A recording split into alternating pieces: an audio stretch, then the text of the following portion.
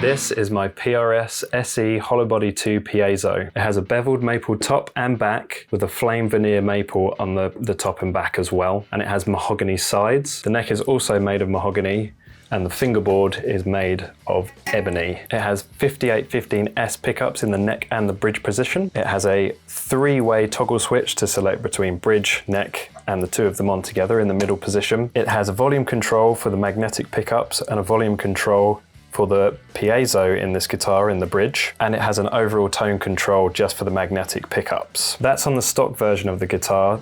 I have actually had this guitar modded so it can do a few different things, which I'll get onto a little bit later. So this guitar cost me £799 plus £85 for the modifications that I've just mentioned on the electrics, totaling £884.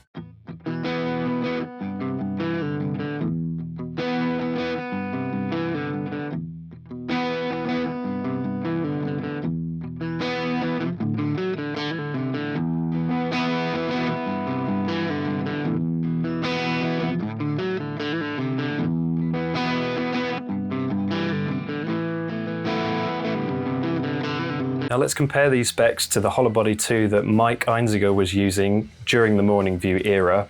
I'm not comparing to the bigger archtop guitar that he used for a good majority of that album. I'm comparing this one to the image that's on screen now. Now I believe his version was an all carved maple top and back, but still had the mahogany sides and neck, but was using a rosewood fingerboard. For the pickups in his guitar, the best bet that I have is that he was using archtop pickups for the age of the guitar.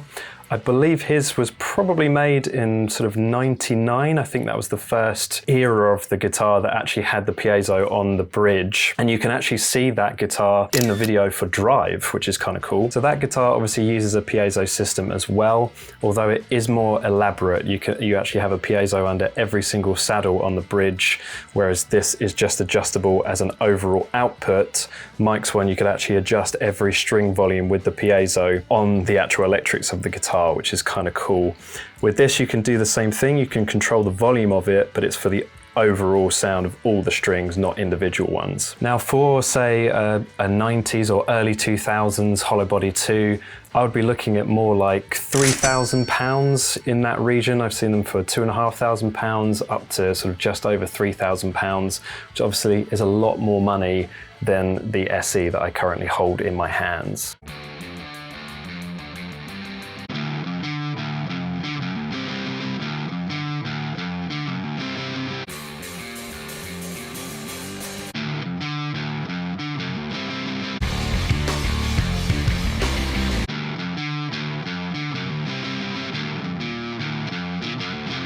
Now the electronics are very different in these guitars as well. For Mike's one, he also had a little toggle switch, which was about here, which would change from the magnetic pickups to in the middle, which would be the magnetic pickups and the piezo mixed together. And then at the very top would just be piezo only.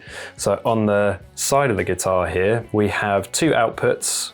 On this guitar, it is a mix with the piezo in it, or just the magnetic coming out. So if you don't want the piezo, you can go to the magnetic one. All the sounds that you've heard on the recording so far are all coming out of the mix, which I believe is what Mike did. I think he only used one cable. Now on Mike's guitar, this volume pot, which would usually just be for the magnetic pickups, was actually a master control, so he could do volume swells and things like that. When I first got this guitar, these two being independent volumes meant that if you rolled the magnetic control down and you had the piezo active, you would always hear the piezo coming through on the guitar, which for volume swells is no good whatsoever. So what I've had done is this is now a master volume control, and this control, instead of being a volume control, is now a blend pot. Now instead of having the three-way switch to switch between all of this stuff, I can roll this blend pot one way or the other, and at 5, kind of in the middle, this is notched, so I know when it's bang in the middle, that will be a blend of the magnetic and the piezo all together. If I roll it up to 10, that then cuts out the piezo and just becomes magnetic pickups only. And if I roll it back all the other way to sort of 0, that is just the piezo and not the magnetic pickups, which is pretty cool. So I don't have the little switch, but I do have the ability to quickly, you know, dial in any sound that I want. And the most important thing with that change that I have had made, that means that I can have the piezo on, blended in, roll the volume down and do volume swells for things like Nice to Know You, which I'll do a sound example of now.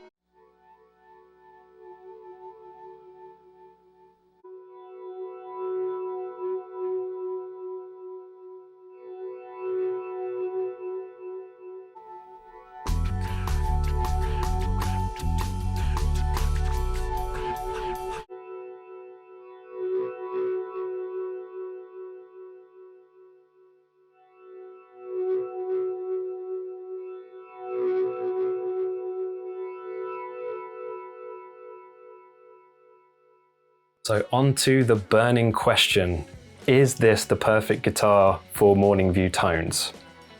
Well, almost. Now for the price, absolutely, yes. I am incredibly happy with this guitar. It's very comfortable to play, it's very light, it's incredibly well made. It sounds really great, but there are a few caveats to that. I'm pretty convinced that the magnetic pickups are playing or having a big factor in the overall sound. Obviously, these seem a little bit hotter and I'm still having to use my EQ pedal a lot to really take out a lot of bass.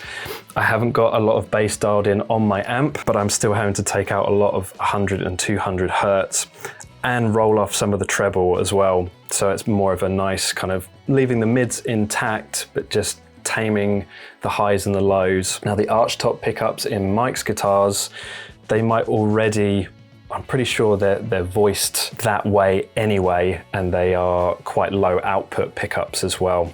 Now PRS have just released a standard version of this very guitar, which uses the 5815 LT pickups. Now that LT stands for low turns, so that will give you a lower output as well. So if you're interested in one of these guitars, and I'm not sponsored by PRS whatsoever, but that might get you more in the ballpark without having to do a lot of EQing or anything right out of the gate, depending on, you know, what you are then plugging into amp-wise. But be aware, if you did get any of these guitars, either this model or the standard version with the different pickups, you're still going to have the problem for volume swells. So you'll either need to mod it to have a master volume control like I've done, or if you get this for a really good price like I did, I could have simply just bought a volume pedal and used the volume pedal to do swells instead of my hands. I'm very committed to try and do it like Mike does it on live and recordings, and obviously he used a volume knob to do swells and things like that. So that's why I've modded my one to do the same thing. I'm a firm believer that to get that morning view sound, those archtop pickups that Mike was using